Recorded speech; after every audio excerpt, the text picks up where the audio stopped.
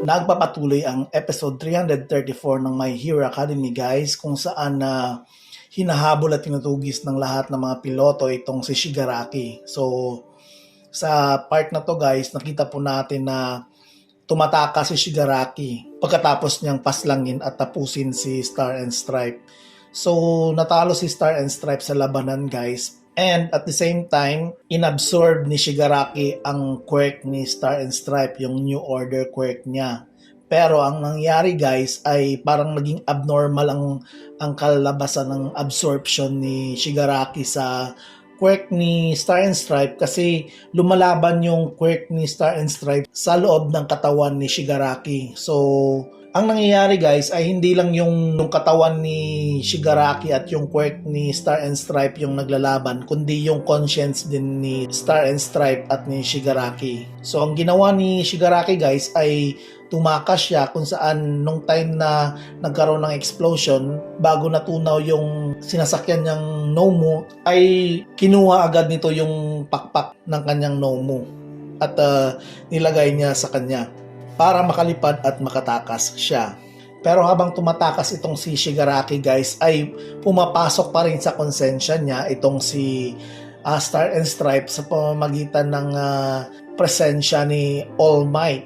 So lumalabas pa rin si All Might sa kanyang konsensya. At dito nagalit ng gusto si Shigaraki guys, dahil ba't palaging pumapasok si All Might sa kanyang isipan, na kahit saan siya magpunta ay siya palagi ang usapan. Siya palagi ang parang bida ng karakter guys, bida ng kwento. So parang napapamura si Shigaraki dito habang tumatakas siya. Pagkatapos ay ang ginawa ni Shigaraki guys ay parang speed up siya sa kanyang pagtakas guys, at hindi na siya naabutan ng mga piloto.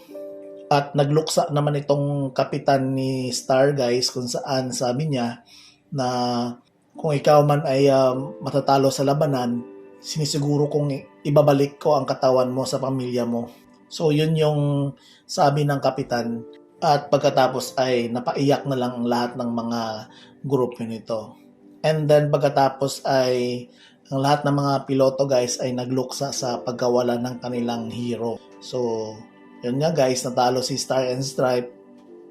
And then sa other scene naman guys, dito sa isang maliit na town, ay makikita po natin ang dalawang tao kung saan nanonood sila ng TV. Yung dalawang tao na to guys ay mga prisoner po yan na nakatakas doon sa Tartarus guys, yung prisuhan na sinira ni All for One. And then habang sila ay nanonood guys, ay bigla na lang itong sumabog yung apartment na tinitirahan nila, at mamaya ay bigla na lang tumambad sa harapan nila si Shigaraki. And then pagkatapos ay hinawakan ni Shigaraki itong mukha ng lalaki, kung saan sabi niya kung hindi niya magagamit ang quirk ni Star and Stripe. So ang nangyari guys ay parang transfer niya ang quirk ni Star and Stripe sa kabilang katawan para magagamit niya pa sa susunod. Kasi parang nangyari, parang walang tsansa na hindi magagamit ni Shigaraki itong New Order quirk ni Star and Stripe, kasi naglalabanan nga yung quirk ni Star and Stripe at yung conscience ni Shigaraki. So habang ginagawa yun ni Shigaraki guys, ay biglang lumabas naman si Star and Stripe ulit sa konsensya ni Shigaraki guys, at sinabi nitong napakahangal mo talaga. Kahit ano pang gagawin mo ay makikipaglaban pa rin ang quirk ko sa lahat ng mga quirk na nasa loob ng katawan mo. So salamat na lang dahil pinasok mo ang quirk ko sa katawan mo, at dahil doon nasira ang lahat ng mga quirk na nasa loob ng katawan mo. So ibig sabihin pala guys, yung quirk pala ni Star and Stripe ay parang dinestroy niya yung ibang mga quirk na naka-stored sa katawan ni Shigaraki. And then sabi pa ni Star and Stripe na nakakahiya na hindi kita natalo, pero tandaan mo to, habang nagpapatuloy ang pagtutulungan ng bawat tao sa mundo, ang kalooban ng isang pagiging hero ay magpapatuloy at maipapasa sa kahit sinong taong mapipili nito. So, yun yung sinabi ni Star and Stripe guys sa konsensya ni Shigaraki. At ang sabi pa ni Star and Stripe, at ito ang tatapos sa iyo, tandaan mo yan. Pagkatapos ay lumabas din sa konsensya ni Shigaraki itong si All for One at sinabing, tama na yan, wala akong pakialam kung anong sinasabi mo para sa mga tao. Basta ang sa akin ay mananalo kami. Kaya umalis ka na dahil alam naming patay ka na. At pagkatapos ay lumabas din sa konsensya ni Shigaraki itong si Midoriya. Sa other scene naman guys ay makikita po nating nakadepart na yung mga jet fighter dito sa Japanese Air Force at sinundo ng tatlong hero.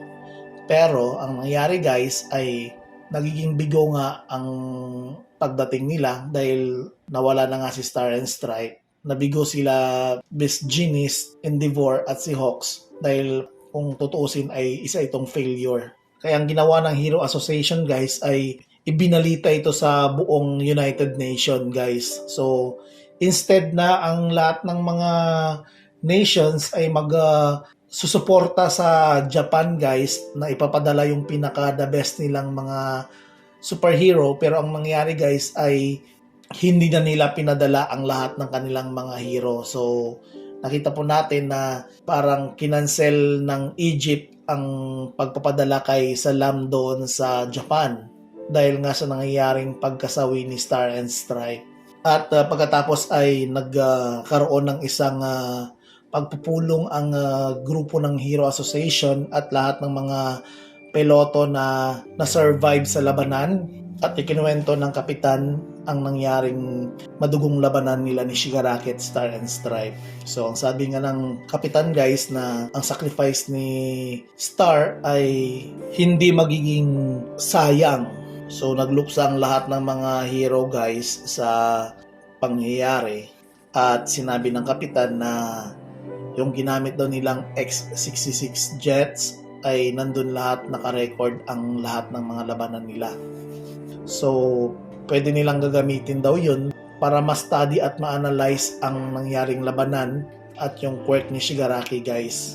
So, the next day guys, mula sa pagkasawi ni Star and Stripe, ay bumisita si All Might sa campus guys. At yun nga, kinuwento ni All Might ang pangyayari na natalo ni Shigaraki si Star and Stripe sa labanan. At instead na magkakaroon sana sila ng tsansa na matalo si All for One, ay naging bigo ang kanilang plano. So sinabi ni All Might guys na wala na tayong ibang paraan kundi ang maghanda sa isang digmaan. So it means guys, magkaroon ng isang napakalaking digmaan ang lahat ng mga hero at villain. Kaya sinabi ni All Might na mag-prepare at mag-ensayo ng mabuti para sa isang darating labanan. Kasi kung titingnan mo, napakamadugo talaga nito guys, yung mangyayaring war against hero and villains. Matatalo ba nila si All for One guys sa labanan nito? So hanggang dito lang po tayo guys. So wag nating kalimutan na mag-subscribe and follow sa ating channel para mas updated tayo guys sa ating mga videos. Ingat guys!